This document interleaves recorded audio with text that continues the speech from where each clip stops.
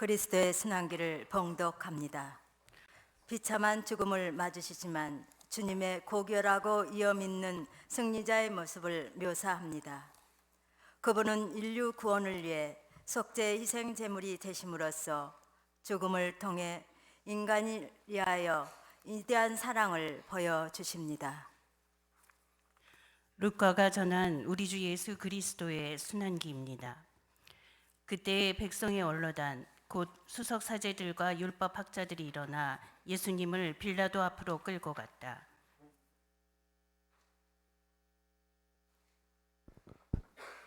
짧은 복음을 읽기 때문에 여러분 그리고 예수님을 고소하기 시작하였다. 우리는 이 자가 우리 민족을 선동한다는 사실을 알아냈습니다. 황제에게 세금을 내지 못하게 막고 자신을 메시아 곧 임금이라고 말합니다. 빌라도가 예수님께 물었다. 당신이 유다인들의 임금이요? 예수님께서 대답하셨다. 내가 그렇게 말하고 있다. 빌라도가 수석 사제들과 군중에게 말하였다. 나는 이 사람에게서 아무 제목도 찾지 못했소. 그러나 그들은 완강히 주장하였다. 이 자는 갈릴라에서 시작하여 이곳에 이르기까지 온 유다 곳곳에서 백성을 가르치며 선동하고 있습니다. 이 말을 들은 빌라도는 이 사람이 갈릴레아 사람이냐고 묻더니 예수님께서 헤로데의 관할에 속한 것을 알고 그분을 헤로데에게 보냈다. 그 무렵 헤로데도 예루살렘에 있었다. 헤로데는 예수님을 보고 매우 기뻐하였다. 예수님의 소문을 듣고 오래전부터 그분을 보고 싶어 하였을 뿐만 아니라 그분께서 일으키시는 어떤 표징이라도 보기를 기대하고 있었던 것이다. 그래서 헤로데가 이것저것 물었지만 예수님께서는 아무 대답도 하지 않으셨다. 수석 사제들과 율법 학자들은 그 곁에 서서 예수님을 신랄하게 고소하였다. 헤로데도 자기 군사들과 함께 예수님을 업신여기고 조롱한 다음 화려한 옷을 입혀 빌라도에게 돌려보냈다. 전에는 서로 원수로 지내던 헤로데와 빌라도가 바로 그날에 서로 친구가 되었다. 빌라도는 수석 사제들과 지도자들과 백성을 불러 모아 그들에게 말하였다. 여러분이 이 사람이 백성을 선동한다고 나에게 끌고 왔는데 보다시피 내가 여러분 앞에 신문해 보았지만 이 사람에게서 여러분이 고소한 제목을 하나도 찾지 못하였소. 히로데가 이 사람을 우리에게 돌려보낸 것을 보면 그도 찾지 못한 것이요. 그러니 이 사람에게 매질이나 하고 풀어주겠소. 수석 사제들과 지도자들과 백성은 일제히 소리를 질렀다. 그 자는 없애고 바라바를 풀어주시오. 바라바는 예루살렘에서 일어난 반란과 살인으로 감옥에 갇혀 있던 자였다. 빌라도는 예수님을 풀어주고 싶어서 그들에게 다시 이야기하였지만 수석 사제들과 지도자들과 백성은 외쳤다. 그 자를 나를 십자가에 못 박으시오. 십자가에 못 박으시오. 빌라도가 세 번째로 그들에게 말하였다. 도대체 이 사람이 무슨 나쁜 짓을 하였다는 말이요. 나는 이 사람에게서 사형을 받아 마땅한 제목을 하나도 찾지 못했소. 그래서 이 사람에게 매질이나 하고 풀어주겠소. 그러자 그들이 큰 소리로 예수님을 십자가에 못 박으라고 다그치며 요구하는데 그 소리가 점점 거세졌다. 마침내 빌라도는 그들의 요구를 들어주기로 결정하였다. 그리하여 그는 반란과 살인으로 감옥에 갇혀 있던 자를 그들이 요구하는 대로 풀어주고 예수님은 그들의 뜻대로 하라고 넘겨주었다. 그들은 예수님을 끌고 가다가 시골에서 오고 있던 시몬이라는 어떤 키레네 사람을 붙잡아 십자가를 지우고 예수님을 뒤따르게 하였다. 백성의 큰 무리도 예수님을 따라갔다. 그 가운데에는 예수님 때문에 가슴을 치며 통곡하는 여자들도 있었다. 예수님께서는 그 여자들에게 돌아서서 이르셨다. 예루살렘의 딸들아, 나 때문에 울지 말고 너희와 너희 자녀들 때문에 울어라. 보라, 아이를 낳지 못하는 여자, 아이를 베어보지 못하고 젖을 먹여보지 못한 여자는 행복하여라 하고 말할 날이 올 것이다. 그때 사람들은 산들에게 우리 위로 무너져 내려라 하고 언덕들에게 우리를 덮어다오 할 것이다. 푸른 나무가 이러한 일을 당하거든 마른 나무야 어떻게 되겠느냐. 그들은 다른 두 죄수도 처형하려고 예수님과 함께 끌고 갔다. 해골이라 하는 곳에 이르러 그들은 예수님과 함께 두 죄수도 십자가에 못 박았는데 하나는 그분의 오른쪽에 다른 하나는 왼쪽에 못 박았다. 그때 예수님께서 말씀하셨다. 아버지, 저들을 용서해 주십시오. 저들은 자기들이 무슨 일을 하는지 모릅니다. 예수님을 십자가에 못 박은 자들이 제비를 뽑아 예수님의 겉옷을 나누어 가졌다. 백성들은 서서 바라보고 있었다. 그러나 지도자들은 빈정거렸다. 이자가 다른 이들을 구원하였으니 정말 하느님의 메시아 선택된 이라면 자신도 구원해 보라지. 군사들도 예수님을 조롱하였다. 그들은 예수님께 다가가 신포도주를 들이대며 말하였다. 내가 유다인들의 임금이라면 너 자신이나 구원해 보아라. 예수님의 머리 위에는 이자는 유다인들의 임금이다 라는 죄명패가 붙어 있었다. 예수님과 함께 매달린 죄수 하나도 그분을 모독하였다. 당신은 메시아가 아니시오. 당신 자신과 우리를 구원해 보시오. 그러나 다른 죄수는 그를 꾸짖으며 말하였다. 같이 체행을 받는 주제에 너는 하느님이 두렵지도 않느냐? 우리야 당연히 우리가 저지른 짓에 마땅한 벌을 받지만 이분은 아무런 잘못도 하지 않으셨다. 그러고 나서 그 죄수가 예수님께 간청하였다. 예수님, 선생님의 나라에 들어가실 때 저를 기억해 주십시오. 예수님께서 그에게 이르셨다. 내가 진실로 너에게 말한다. 너는 오늘 나와 함께 낙원에 있을 것이다. 낮 12시쯤 되자 어둠이 온 땅이 덮여 오후 3시까지 계속되었다. 해가 어두워진 것이다. 그때 성전 휘장 한가운데가 두 갈래로 찢어졌다. 그리고 예수님께서 큰 소리로 외치셨다. 아버지, 제 영을 아버지 손에 맡깁니다. 예수님께서는 이 말씀을 하시고 숨을 거두셨다. 무릎을 꿇으십시오.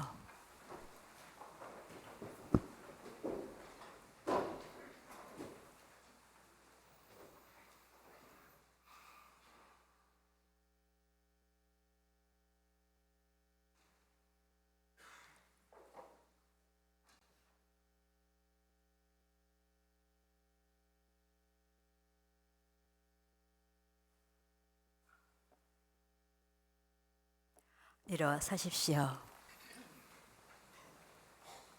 그 광경을 보고 있던 백인대장은 하느님을 찬양하며 말하였다. 정녕 이 사람은 의로운 분이셨다.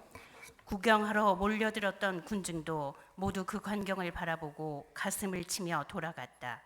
예수님의 모든 친지와 갈릴레아에서부터 그분을 함께 따라온 여자들은 멀찍이 서서 그 모든 일을 지켜보았다. 주님의 말씀입니다. 그리스도님, 찬미합니다. 모두 자리에 앉으십시오.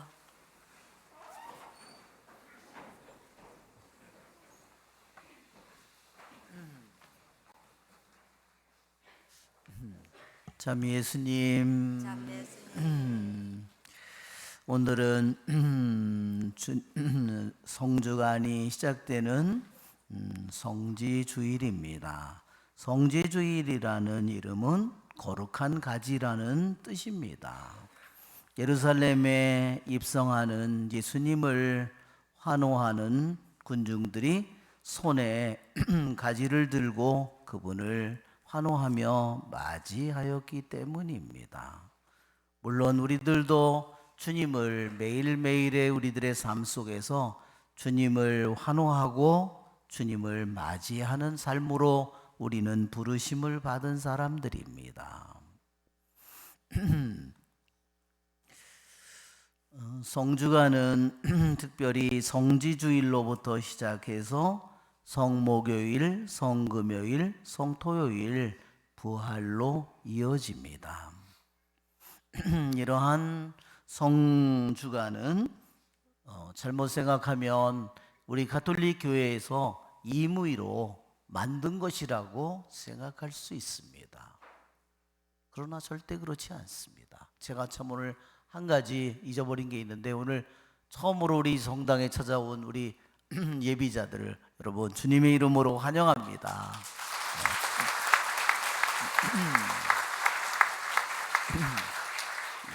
정말로 잘 오셨습니다. 어떤 사람은 몇십 년이 걸려서 여기에 온 분들도 계실 겁니다. 여러분을 부른 것은 누굴까요? 주님이십니다. 여러분에게 생명을 주신 분도 주님이시고, 여러분을 생명을 주시고 여러분을 만드셨기에 여러분을 속속들이 여러분을 아시는 분도 주님이십니다. 그러기에 여러분을 이 주님의 집에 불러주신 주님께 감사를 드립니다. 왜 우리는 성주간을 지킬까? 여러분, 성경은 우리에게 마태복음, 마르코, 루카, 요한복음은 예수님의 생애를 우리에게 전해주죠. 그런데 예수님의 생애 중에서 이 네 명이 예수님의 생애에 대해서 우리에게 전해주는데, 이 네 명이 쓴 복음 속에서 예수님의 생애 중에요, 일주일을 성경의 3분의 1을 차지하도록 썼다는 겁니다. 정말 예수님의 30년의 생애 중에서 어떻게 예수님의 생애의 일주일이 성경의 3분의 1을 차지하도록 만들었을까? 그것은요, 예수님이 성주간서부터 월, 화, 수, 목, 금, 토 부활하기까지의 이 시간이, 일주일밖에 안 되는 이 시간이 예수님 생애를 기록한 모든 내용의 3분의 1이라는 겁니다. 그러니까 성주간의 예수님의 생애를요, 리얼하게 그대로 성경에 기록하기를 원했다는 겁니다. 왜 그랬는지 여러분, 우리는 구약 성경에 있는 말씀을 살펴볼 때 왜 신약 성경에 그렇게 예수님의 생애에 성제주일로부터 시작되는 이 일주일을 그렇게 중요시 했는지 우리는 알게 됩니다. 한번 PPT를 들어보면 우리 예수님이 입성하는 모습이 여기 나옵니다. 그렇죠? 그림으로. 그 다음 장면을 보면 예수님이 입성하는 모습이죠. 그 다음 장면도 이게 성지의 모습입니다. 성지입니다. 밤출입니다. 그 다음에 그런데 이 성지주일이 우리들이 마음대로 정한 것이 아니라 성경에, 구약 성경에 주님께서 이렇게 말씀하셨습니다. 주님께서 레위기 23장에 주님께서 이렇게 말씀하십니다. 자, 제가 한번 레위기 23장 4절에 너희가 정해진 때에 소집해야 하는 거룩한 모임 곧 주님의 축일들은 이러하다. 주님께서요 주님의 모임을, 축일을 정해 주셨습니다. 이 축일이라는 말은 우리는 축일로 번역했지만 원래 히브리어로는요 이 단어가 모에드예요. 모에드라는 말은 무슨 뜻이냐면요, 정해진 시간입니다. 여러분, 누가 정했을까요? 하느님이 정한 시간이죠. 하느님이 정한 시간은 뭐냐면요, 유대인의 남자는, 성인이 된 남자는 누구나 1년에 3번 과월절, 오순절, 초막절 축제에 와야 된다는 겁니다. 그러면 과월절은요 언제 시작되냐면요, 성지주일로부터 시작되는 겁니다. 그날이 언제냐면요, 바로 오늘입니다. 여러분, 여기에서 첫째 달 열 나흔날 저녁 어스름에 주님의 파스카를 지켜야 한다. 주님께서는요 희생당할 어린 양을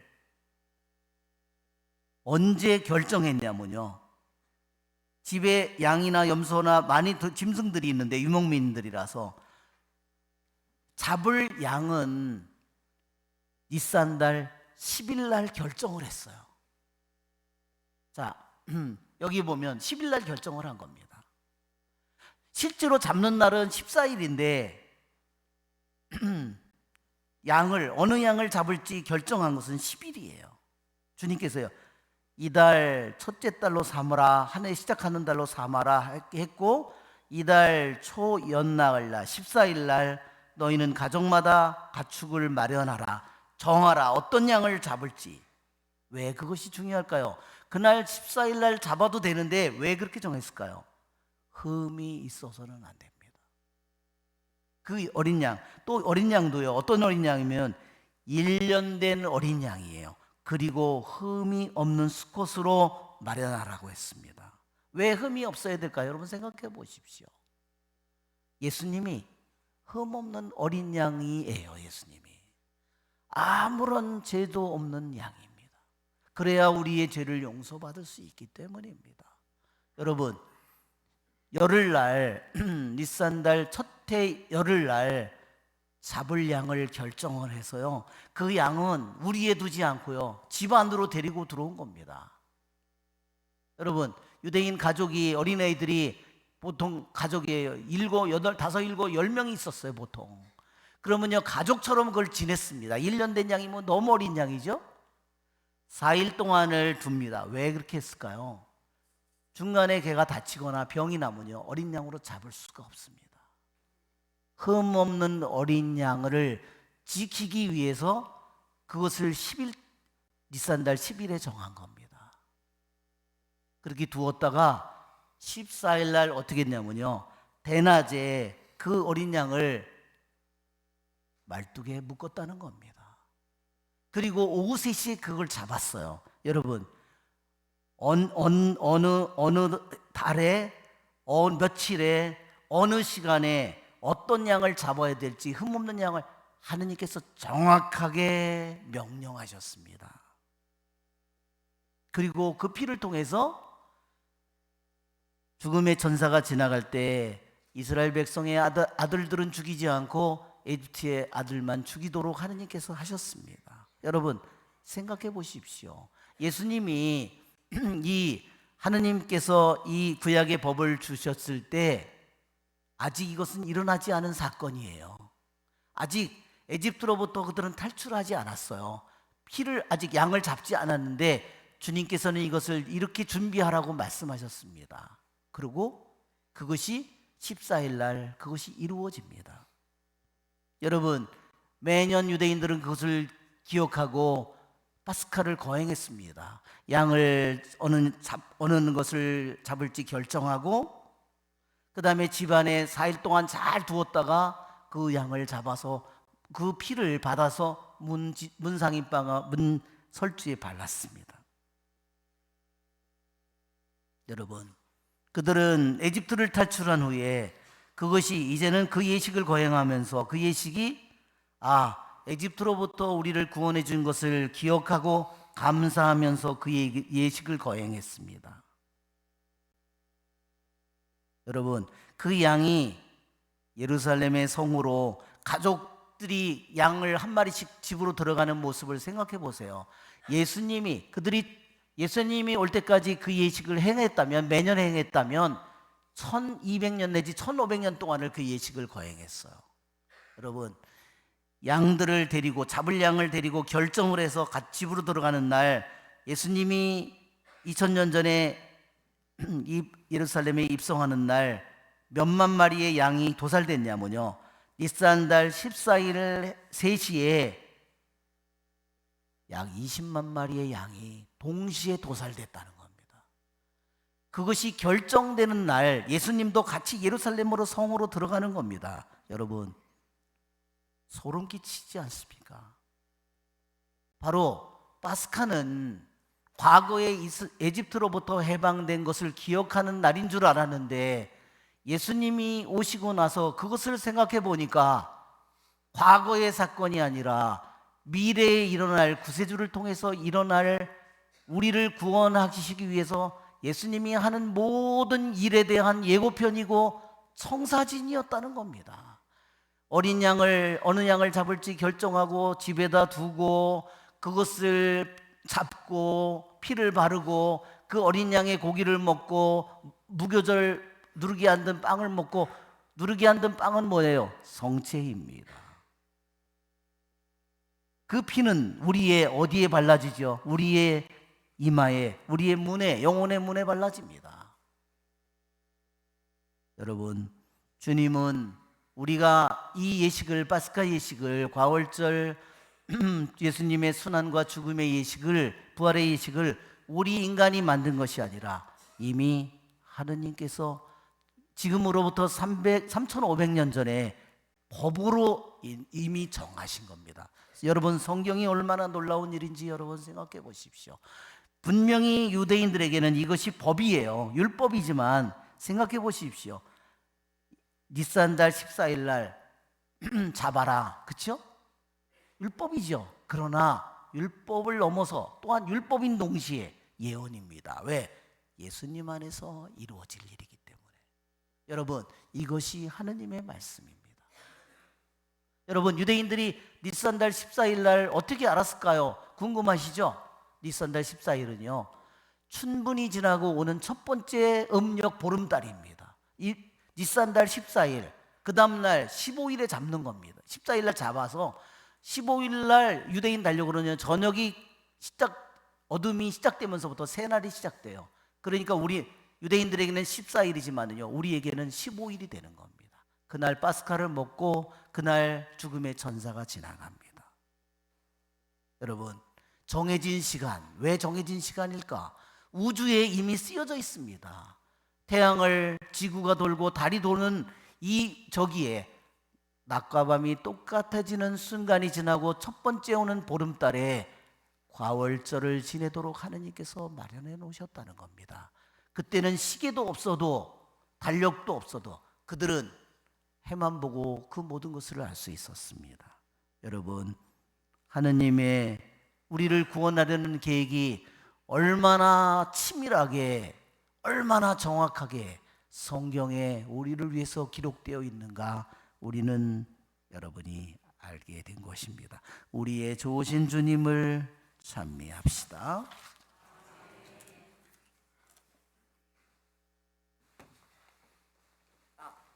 잠깐 제가 잊어버렸어요. 제가 제일 중요한 노래를 시르 하페삭이라는 것은요 잠깐 불 꺼주시기 바랍니다. 이것은 시르는요 노래이고 하페삭이라는 것은 하는요 영어로 더입니다. 관사입니다. 페삭은 패스오버입니다.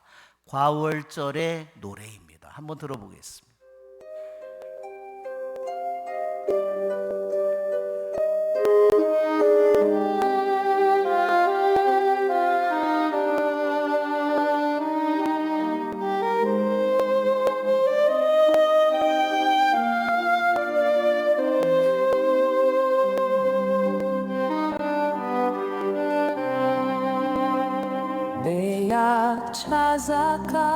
크신 손과 뻗은 팔로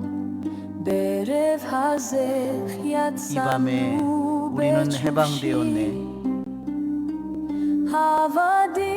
우리는 한때 노예였으나 이제 지금 우리는 자유의 자녀가 되었네. 주님의 은총으로 주님께 노래하여라.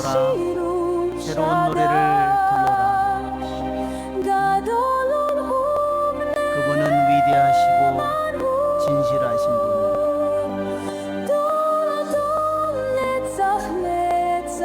세세대도록 영원히 당신께서는 당신 백성을 구원하셨나이다. 과월절의 피로.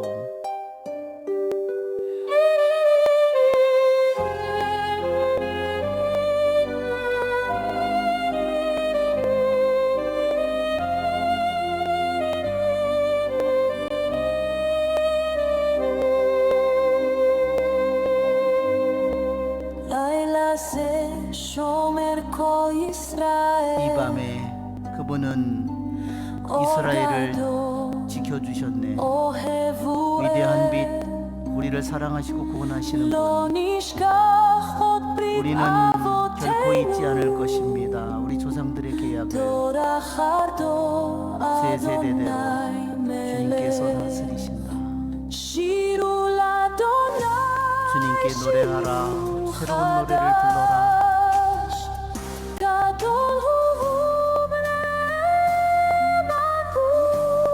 그분은 위대하시고 진실하시고 세세대대로 영원히.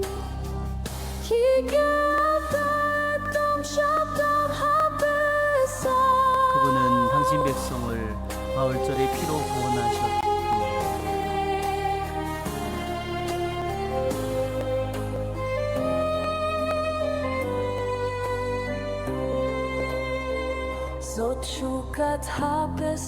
이것이 과월절의 법이로다.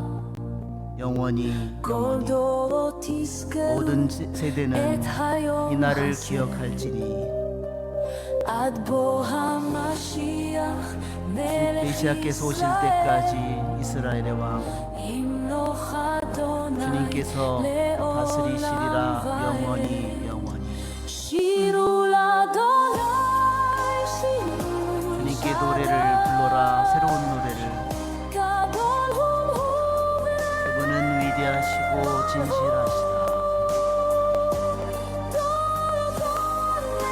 세세대대로 영원히.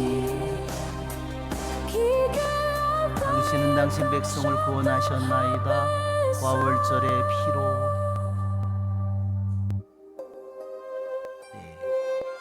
가을절에 이제는 어린 양 예수님의 피로 그분은 우리를 구원하십니다. 네, 이어서 그치겠습니다.